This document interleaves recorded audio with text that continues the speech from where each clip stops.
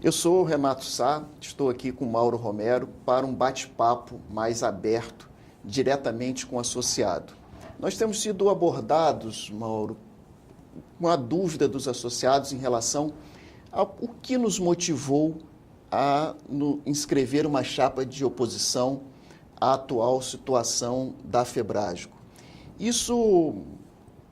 A minha motivação interna vem muito até de uma fala do William Shakespeare, em que ele coloca que você não pode mudar o que você sente, mas que você pode mudar o que fazer a partir desse sentimento. A gente percebeu ao longo dessa gestão muita coisa que, sendo feita de uma forma não regimental, muita coisa que não chega ao associado, mas que é de extrema importância, porque, na realidade, quem manda na Febrasgo, ou pelo menos quem deveria mandar na Febrasgo, é o associado e não o presidente. O que você tem a falar para o associado sobre isso? Eu acho que é por aí. Você tocou no assunto e por que nós estamos aqui, né? Primeiro, que como representante da diretoria de uma federada, eu como presidente, você como vice-presidente da federada do Rio de Janeiro, nós participamos várias vezes de assembleias, vamos a reuniões das assembleias gerais, ordinárias e extraordinárias da Febrasgo. E aí a gente começa a aprender, a ver o modus operandi, entender qual é a dinâmica, ver a personalidade de cada um, ver que uma sociedade é diferente de um consultório privado, de uma clínica, que a gente tem que pensar nisso que você falou, do associado. Aquilo ali não é uma dinâmica para mim nem para você. É uma dinâmica individual, é uma dinâmica coletiva. E aí, nesse sentido de participar, de ver como as coisas andam, eu queria iniciar do início.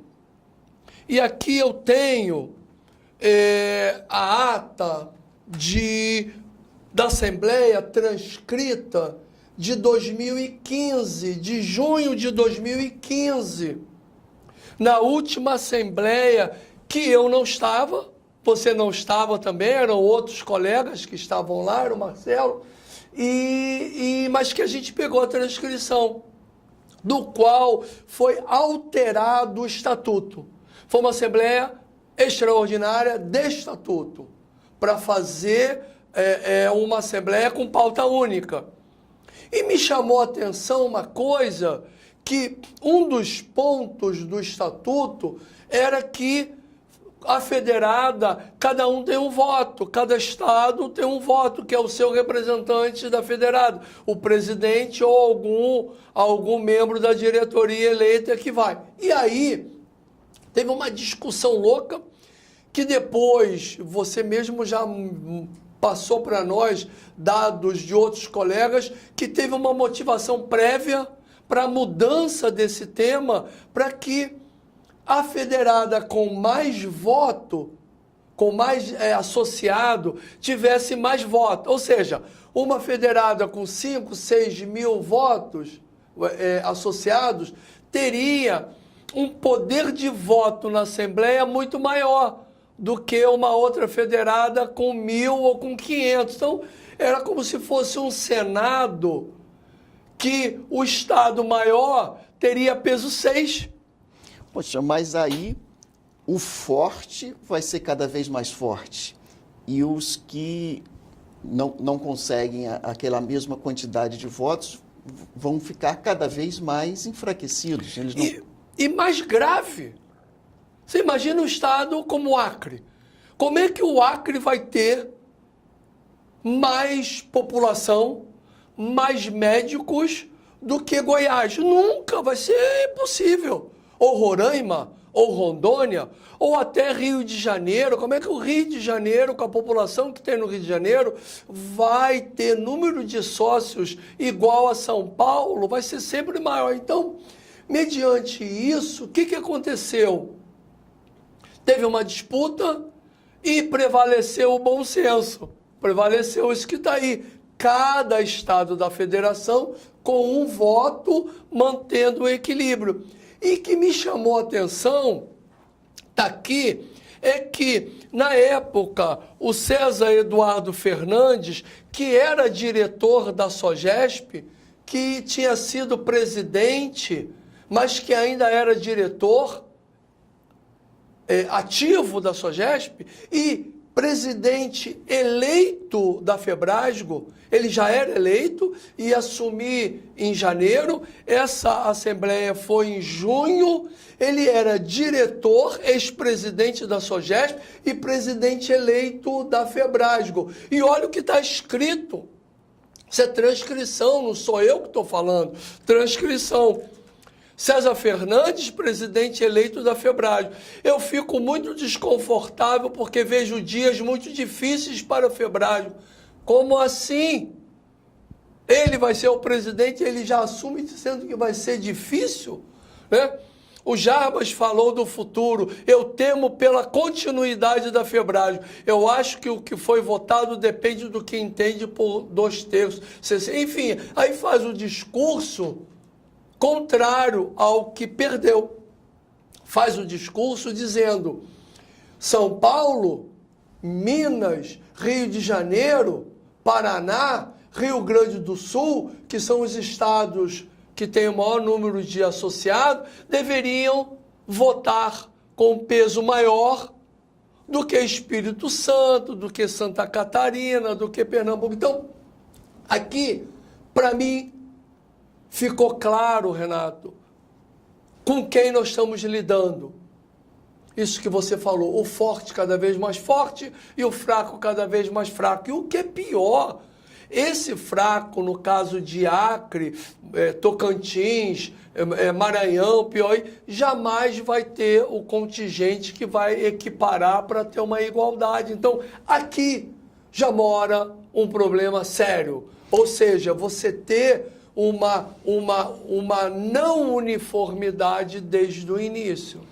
Mas a gente pode pensar que o associado desses estados, que tem uma quantidade maior de número de ginecologistas, poderia se sentir menos participativo, uma vez que o voto vale igual. Mas a gente tem que lembrar que este associado, esse colégio eleitoral desses estados, já tem um peso grande. Perfeito. Para participação na eleição da Febrasgo. Perfeito. E na eleição dos seus próprios representantes. Portanto, é como se fossem duas casas, né? Como nós temos, né? O Congresso Nacional, né? A Câmara dos Deputados e depois o Senado, que faz a coisa acontecer de uma forma mais homogênea. Mas e aí, Mauro, isso tudo está na ata?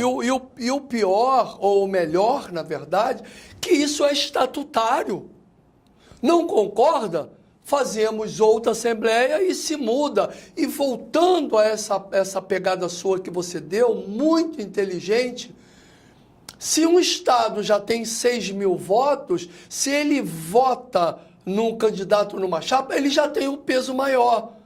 E aí, esse Estado tem peso maior de novo, ele vota duplamente com peso maior. Não é o que prevê a Constituição brasileira, que é ter dupla jornada. Ou seja, você ter o Estado ou o eleitor podendo votar e depois é pareado para que cada um tenha peso igual. Então, e o eleitor não se sente pior por isso, pelo contrário. Mais uma dúvida, tudo isso está na ata dessa reunião? Tudo isso está na ata aprovada. Foi a falar em ata, a gente volta nisso depois, mas é a última ata regimentalmente aprovada. Foi a ata de junho de 2015, quando teve revisores e quando teve aprovação. Isso está na ata, foi disponibilizado, foi enviado a tempo e está na ata. Quem discorda, recorre à ata para dizer, e aqui está a palavra de cada um. E pior, Renato, Não ficou, ele era membro convidado, ele foi convidado gentilmente para participar da... Olha que coisa bacana, o presidente anterior, o Etelvino, a diretoria anterior, a Vera, a diretora administrativa, convidaram o presidente eleito legitimamente, seja dito isso, eleito legitimamente pelo voto direto, foi convidado, participou da reunião, teve voz, mas não teve voto, porque é estatutário, só vota os presidentes de federado, os representantes. Ele bateu na mesa e foi embora. Não fico mais aqui, está tudo escrito. Foi embora, temos áudio disso e temos escrito, quer dizer, o presidente eleito vai embora. Por aqui já se consegue saber o que virá pela frente para as próximas atas. Bom, retomamos então a questão da sede da Febrasgo. A sede da Febrasgo é uma sede regimental, que ela fica aqui no Rio de Janeiro, na Avenida das Américas, no edifício número 8445. É uma sede linda que foi comprada, que foi adquirida por presidentes anteriores, e que foi construída pensando exatamente num uso para que todos os associados saibam onde ela está e para que eles possam usufruir também dessa sede. Essa sede tinha um grande arquivo e estava completamente equipada com todo o material da Febrasgo. Mas o que aconteceu com essa sede, doutor Mauro? O que houve? Por que a sede da Febrasgo hoje, quando a gente vai até lá, ela está praticamente deserta? Eu não tenho assim uma vivência enorme da Febrasgo, eu sempre fui uma pessoa muito associativa, nós fomos, né? Somos uma pessoa muito associativa. Acredito que uma sociedade médica deve ser sem fins econômicos, sem fins lucrativos, mas eu nunca participei, assim, ativamente da diretoria, a não ser da eleição da SGORG para cá, em 2016. E a gente viu que tem estatutariamente, ser regimental, estatutário, a sede da Febrasgo no Rio de Janeiro. Foi fundada e vários presidentes, como você disse, compraram, equiparam uma sala muito bacana, porque com 14 mil votos, com 14 mil associados, né, votos de eleitores, tem que ter uma sede boa. E aí, se eu não me engano, tinha um acordo para que um presidente da Bahia tivesse um escritório perto da casa dele, um presidente de São Paulo tivesse um escritório perto da casa dele, um escritório, uma secretária para deliberar mais rápido ali, para a coisa funcionar, já que nós não temos salário para isso, nós não ganhamos jeton para isso. Então, lógico, um presidente de Minas Gerais que tivesse uma sala lá. Porém, na atual gestão, tem 4 de São Paulo. O Marcelo foi expulso. Não tinha, que era o diretor administrativo. E aí, o que eles fizeram? Pegaram esse escritório e ampliaram esse escritório. Se eu não me engano, são 3 ou 4 salas, eu nunca fui lá. Não, eu já estive nas 2 sedes, tanto no Rio de Janeiro, que é de fato a sede, até me penitencio aqui por ter falado das 2 sedes, a sede é no Rio de Janeiro, e já estive em São Paulo.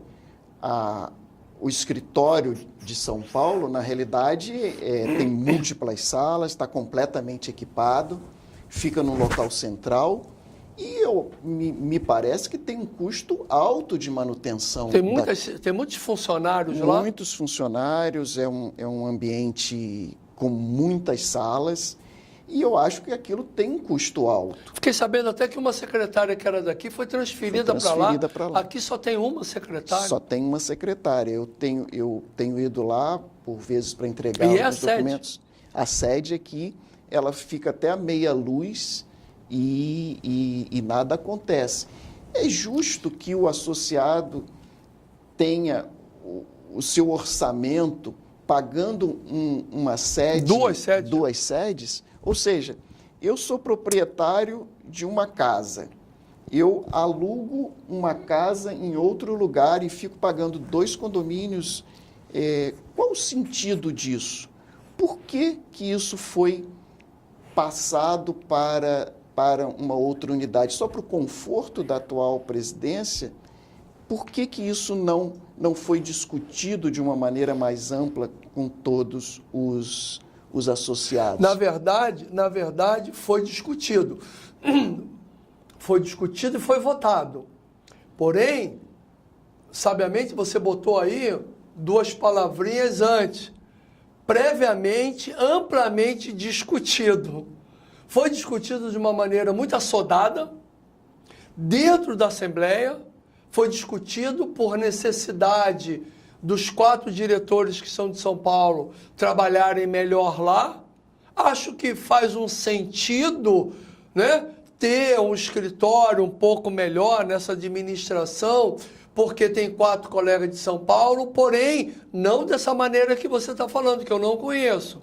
Não dessa maneira que colocaram numa Assembleia, foi voto contra do Mauro Romero, foi voto contra do Elias de Alagoas, e teve uma abstenção, se eu não me engano, do Corridon, do Espírito Santo. E a Assembleia votou para que a atual diretoria tivesse um escritório mais amplo lá. Eu argumentei, nós reclamamos, mas acabou passando. Quer dizer, há de se diluir também com todos os colegas da Federada. Porém, eu queria dizer, isso que você citou, quer dizer, não foi amplamente discutido, não foi colocado no orçamento, e é claro que hoje o associado paga todos os 6, 7 condomínios daqui e os 5, 6 de lá, eu não sei, os funcionários lá. Então tem duas grandes sedes.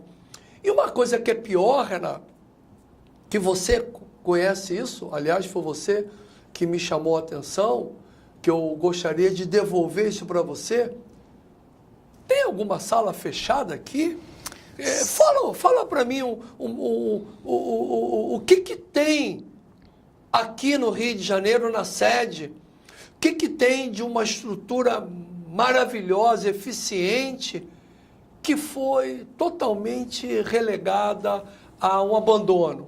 Sim, existe um arquivo que foi montado há muito tempo atrás, é um arquivo extremamente interessante, que ele corre sobre Roldanas e que ali tinha documentado toda a história da Febrasgo, tudo como as coisas aconteceram, possivelmente todas as atas estavam ali arquivadas. Dos títulos de Tego, de Fêmina. Sim, e essa sala hoje está vazia, então... Vazia como? Vazia. Tiraram todos os documentos que estavam dentro dessa sala. E levaram para... O que fizeram com esses documentos? Segundo informações, esses documentos estão sendo armazenados em um depósito, sabe-se lá a condição desse depósito, e neste depósito paga-se um aluguel para manter... Peraí. Por favor. Estou com dificuldade. Tem uma sala dentro da sede. Que se paga um condomínio que se paga um condomínio. Que tem um arquivo daqueles mais eficientes possível, que corre de Roldana. Ótimo. Esvaziaram, levaram para um armazenamento fora, paga lá, paga aqui, e quando se quer o documento, faz o quê? Bom, a informação da secretária é que tem que ir lá buscar o documento e trazer de volta para dentro da Febrasgo. Ou seja, é uma coisa completamente impensada e muito da história... Ou mal pensada, ou pensada com algum outro desvio, sei lá, para vender, para... O que ia fazer? E o mais grave disso tudo é que não está se perdendo só esses documentos, né? Porque eles estão arquivados e a gente não tem muito bem o controle do que tem lá. Mas muito da história da Febrasgo, né? A história das pessoas conta o que elas são e como elas chegaram até onde elas estão. E a Febrasgo tem uma história muito rica, que está sendo praticamente apagada com a atual gestão. Haja visto o próprio site. No site da Febrasgo não se fala das gestões anteriores, não se fala do que aconteceu antes, mudou-se a logomarca, sem também uma discussão ampla sobre isso. Há um custo, a meu ver, deve ter sido um custo alto, porque a empresa é uma empresa de nome, mudou-se. Então, tudo o que a gente tinha de história da Febrasgo, a história que foi criada, né, que foi trabalhada por pessoas de renome nacional, vai sendo espalhada ao gosto de quem está lá na presidência hoje. Lembrando, mais uma vez, como a forma que nós começamos. Quem tem que coordenar isso é o associado. A Febrasgo não pode mudar de rumo simplesmente porque o presidente deseja. O associado tem que participar disso. E é por isso que a gente está lutando aqui. E, chegando então nessa parte, eu queria recapitular, que a gente não pode fazer uma gestão de feitor, tem que ser uma gestão de gestor. E o gestor de uma federada, o gestor de uma instituição sem fim lucrativo e econômico, deve pensar no coletivo, deve pensar em agregar. Mudou-se a marca, levou outra sede para São Paulo, e o número de sócios aumentou assim enormemente, quer dizer, teve um boom de aumento. Isso, por que mudar? Eu fico imaginando o brasão da República ficar mudando toda hora, a UFRJ ficar mudando, a USP ficar mudando, Harvard ficar mudando. Isso tem uma lógica, ficar mudando marca para chegar numa população maior? O número de associados teve um aumento assim substancial, a ponto que a gente possa dizer, não, saímos de 14 mil para 20 mil ou saímos de 14 mil para 14 mil? Infelizmente nada mudou.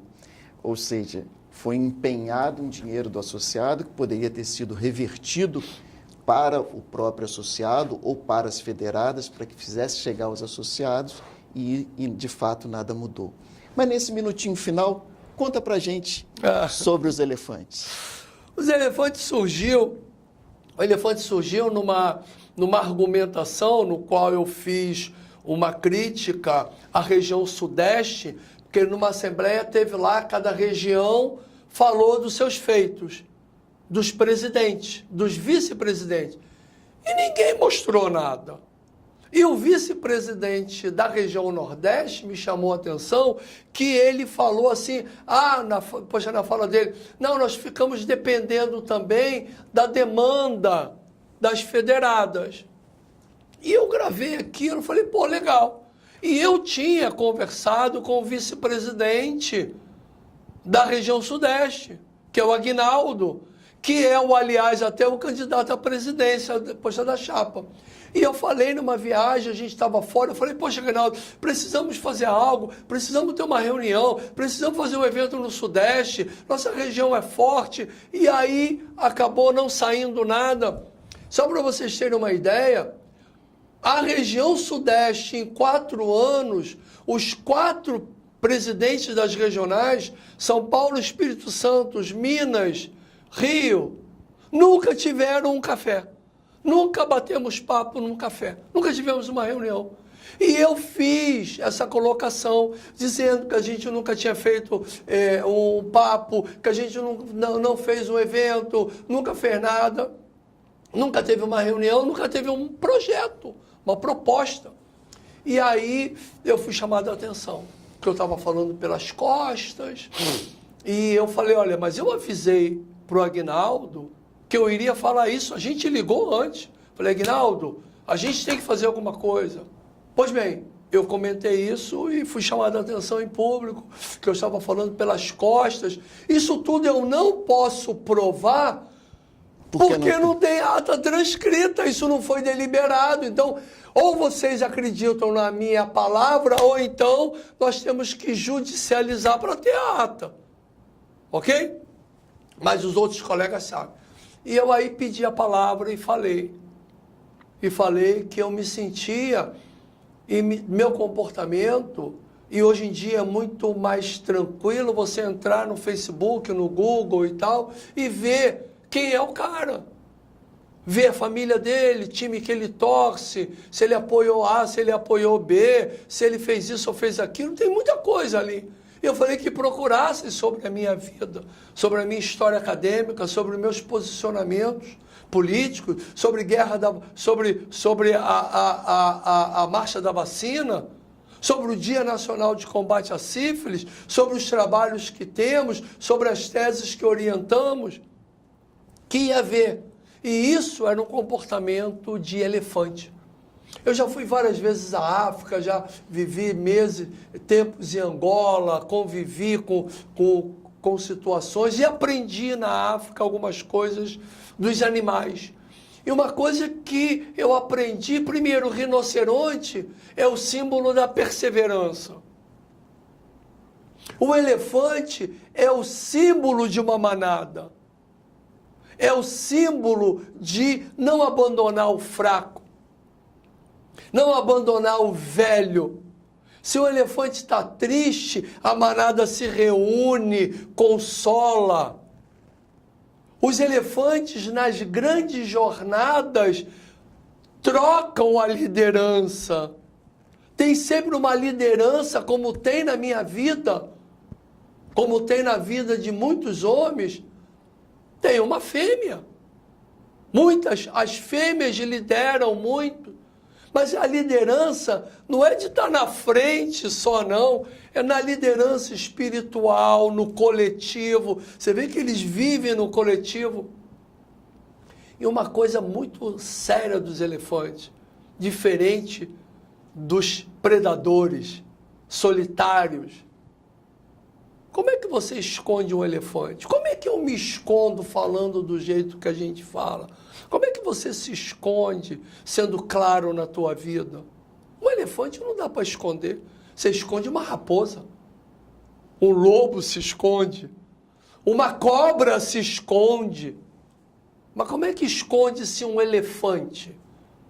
Não dá para esconder. Então, essas são as características. E eu falei que eu me sentia como um representante de uma manada de elefante. Isso a gente sabe na SGOS, que a gente estava numa gestão coletiva. A gente não tinha decisão solitária, não tinha decisão individual, a decisão é da manada.